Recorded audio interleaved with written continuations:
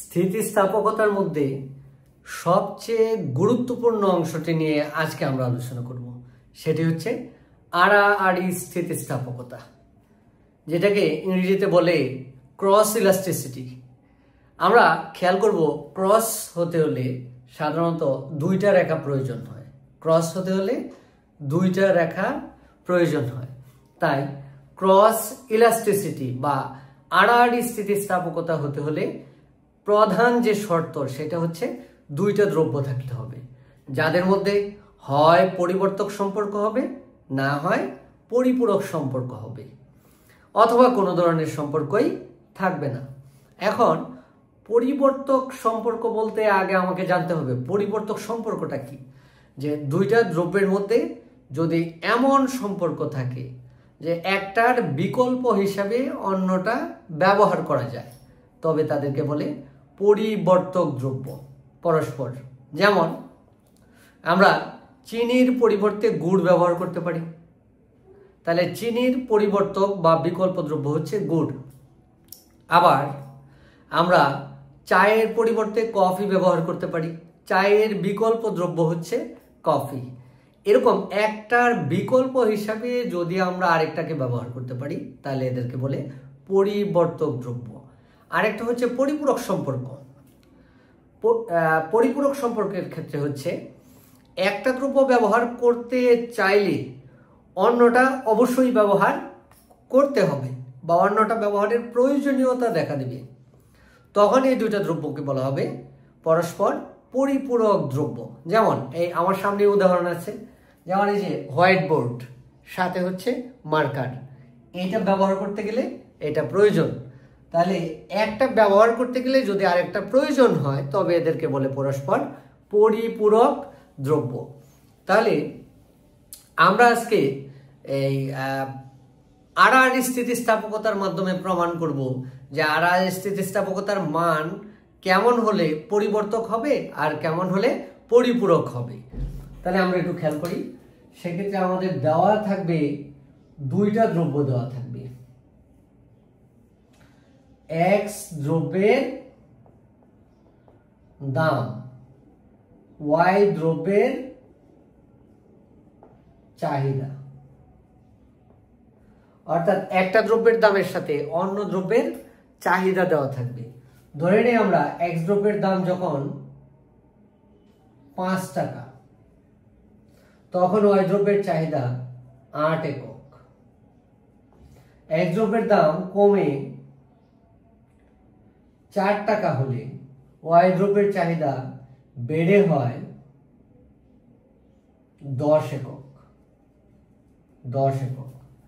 এখন আমাদের আড়াআড়ি স্থিতিস্থাপকতার সূত্র হচ্ছে ই এক্স ওয়াই অথবা EC cross elasticity equal del Q X del Q Y, কারণ ওয়াই দ্রব্যের চাহিদা, divided by del P X, X দ্রব্যের দাম, into P X by Q Y.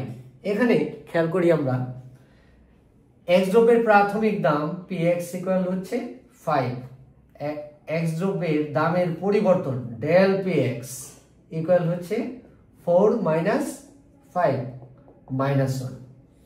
Y দ্রব্যের প্রাথমিক চাহিদা হচ্ছে কিউ ওয়াই ইকুয়াল হচ্ছে 8, ওয়াই দ্রব্যের চাহিদার পরিবর্তন del Q Y 10 minus 8 equal 2। এখন আমরা মানগুলো যদি বসাই, ডেল কিউ ওয়াই আমরা পেয়েছি 2, del P X minus 1, P X 5, Q Y 8, তাহলে 10 মাইনাস 10 বাই 8,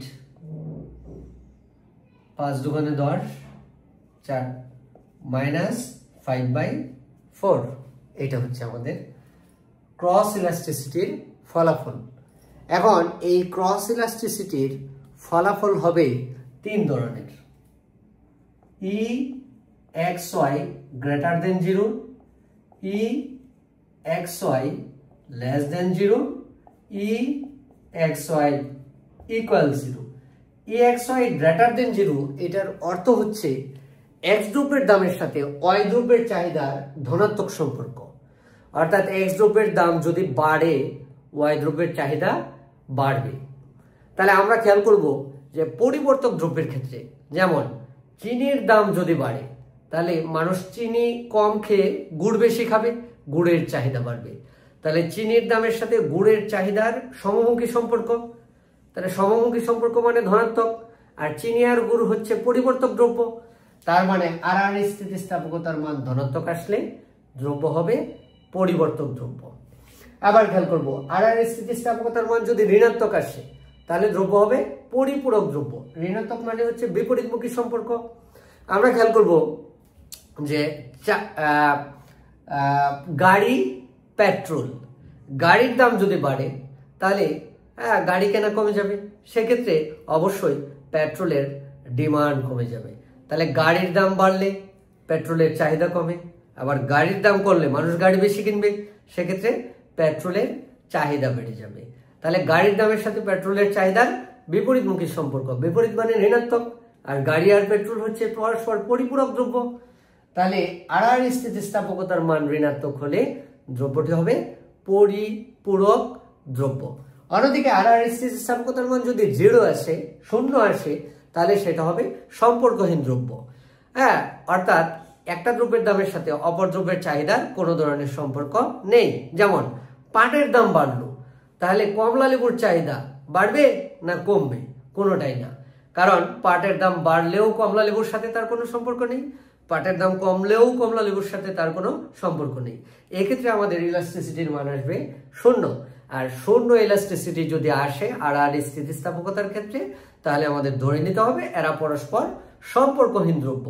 অর্থাৎ এক্স দ্রব্যের দামের সাথে ওয়াই দ্রব্যের চাহিদার কোনো ধরনের সম্পর্ক নেই। ধন্যবাদ সবাইকে।